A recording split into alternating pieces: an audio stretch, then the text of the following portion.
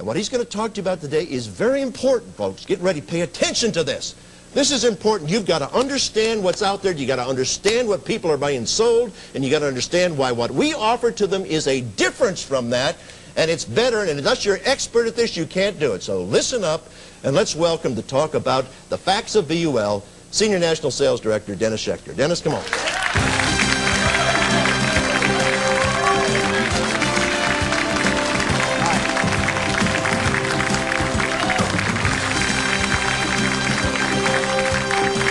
Start by reading you something, if you'll listen to this for a moment.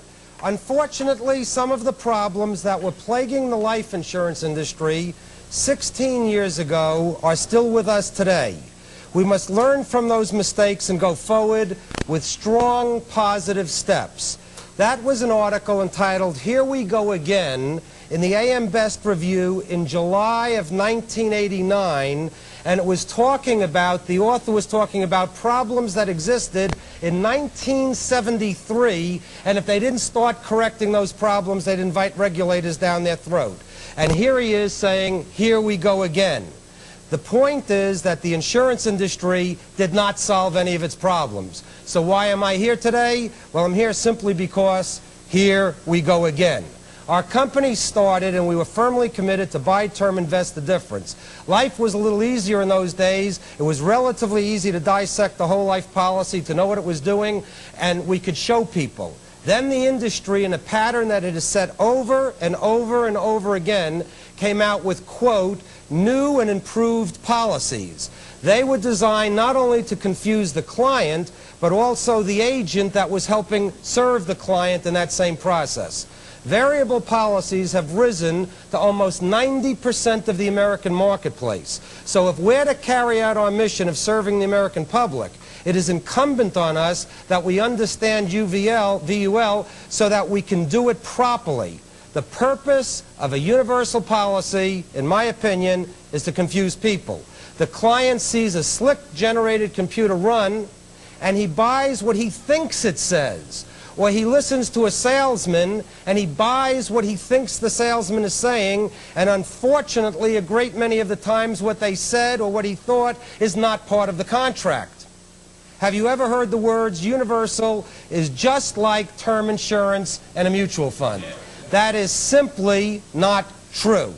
So it is my pleasure and my honor today to introduce to you a booklet called Variable Life, the Insurance Trap of the 90s. As we go through it, every time you see the word brochure on the bottom, that means that it's part of the company brochure. But I've edited and brought some material in so you could understand it better, and the purpose of that is to serve as a format so that you could take your client's actual information, use the same format, and then show it to your client with that booklet. So let's get started. Variable life insurance, the insurance trap of the 90s. The word trap here is the operative word. If people are going to get stung, if they're going to get hurt, our mission is to help people in America know what's right and good for them. To understand this, let's go back to 1979. Our company was facing opposition almost unanimously from every quarter that there was. And then in 1979, the Federal Trade Commission came out with a report, and for the first time in our history, we actually had somebody, the United States government, saying the same things we were saying. Let's take a look at that very quickly. Indeed, I think it fair to say that no other product or economy that is purchased by so many people for so much money is bought with so little understanding of its actual or comparative value. That was 1979. You could say the same thing about VUL today. Let's take a look at another quote. Consumers do not know the rate of return they will earn on the savings element of their whole life policies. And because they don't know, the potential for consumer loss can be staggering. That same thing could be said about VUL today. Consumers are not being given any sound basis for comparing insurance policy costs. The basic problem, the staff report says, is that the life insurance market does not provide adequate, meaningful information to make intelligent, reasoned decisions. The same thing could be said about VUL today. I could share with you 100 more, but I want to hit a couple of highlights. In 1988, out comes the New Jersey Buyer's Guide. I'm proud to say that our organization in New Jersey is probably what caused that to come out, because we were doing such great business out there. So Governor Kane empowered a commission to write a little booklet called the New Jersey Buyer's Guide. And it backfired, because I'm going to give you the quote. Term insurance is particularly attractive to young couples and families getting started. It offers them protection they can afford, and to make up for the lack of a savings element, a smart insurance consumer can invest the difference between the premium price of term and whole life. The operative word there is smart. Therefore, we have all the smart clients, the other guys have the ones that aren't so smart. Out comes the United States Committee under Senator Metzenbaum, and as an opening statement he says, life insurance, a shell game of premium padding and savings schemes. This is 1992. Now I have to read this to you because it's the background to VUL.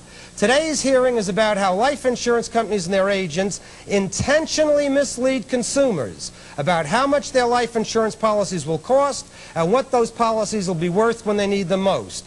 Today, life insurance shell games are quite sophisticated. Companies and their agents disguise the true cost and the true value of a policy by using slick computer-generated illustrations of how much a policy will cost and what it will be worth. They also use these illustrations to hide exorbitant administrative and policy surrender charges. But that's not all, the report goes on. These same companies design and market so-called new and improved life insurance policies that consumers don't know and are never told the real purpose of the new policies to generate higher fees for the companies and new commissions for the agents. These life insurance shell games produce one result. Consumers get a raw deal. It is abundantly clear to me that the life insurance industry designs policy illustrations to be confusing or worse, unintelligible. United States Senate. 1 year later, Senator Metzenbaum does another report. And he says, these are the facts we established a year ago, and he goes back and repeats everything I just told you. And then he says, not only has nothing changed, it's gotten worse. And then I'm going to go on with his statement. So why is it still going on? Executives must continue to create misleading policy illustrations because the other companies are doing it. And if they don't compete on the same terms, they'll lose business. So they all churn out variations of the same complicated, misleading, confusing charts and graphs that mix promises with guesses and leave out the important facts. Folks, that's the background to VUL. Let's move to page 2 of our VUL brochure. And as you open it up, it talks about the bundling trap, the fee trap, the wash loan trap, and the tax trap. Now, so that you can understand VUL, because it's designed to be confusing, let's take a look at some numbers that make up a VUL policy. We've chosen a Western Reserve, male age 35, $350,000 preferred policy. They would like you to compare that policy on the basis of its $2,600 annual premium.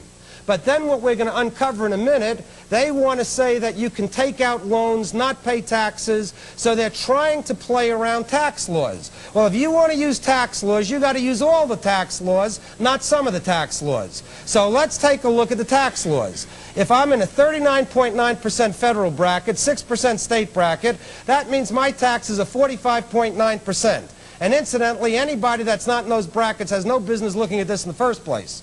That means the government keeps 45% of my money, I keep 54%. Let's go to the next graphic, see what that means. That means that my $2,600 premium costs $4,800. That's what I have to earn to be able to pay the premium.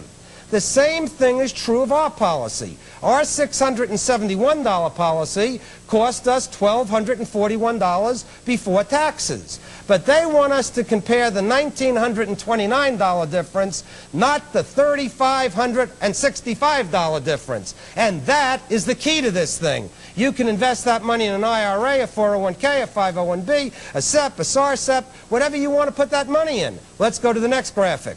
Take that $3,565 at 12% over 20 years, and you have $282,445 of cash. Now, the face on the VUL policy was $350,000. Now, you're out there in the field, you hear them always saying, yeah, but your policy runs out in 20 years. Yeah, but I got $282,000 of cash. And I'm just going to tell you a fact. Your kids